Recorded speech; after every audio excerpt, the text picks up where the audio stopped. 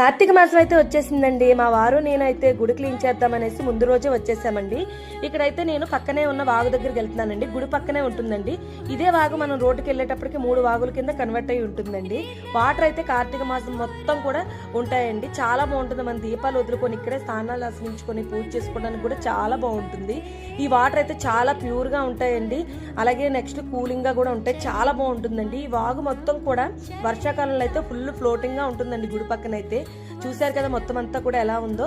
ఇప్పుడైతే వాటర్ తగ్గిందండి. శివరాత్రి దాకా అయితే వాటర్ ఉండవండి, ముందే అయిపోతాయి. జనవరి అయ్యేటప్పటికల్లా వాటర్ అనేది తగ్గిపోతుంది.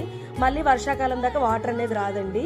ఈ లోపైతే మేము డ్రమ్ములో పట్టడం కానీ ఎప్పుడు వెళ్ళినా కానీ ఇంటి నుంచి పట్టుకెళ్ళడం కానీ చేస్తుంటామండి. అలాగే నేనైతే పూజ అంతా కూడా కంప్లీట్ చేసుకున్నామండి. మా వారు నేను వచ్చాం, పూజ అంతా అయిపోయిందండి.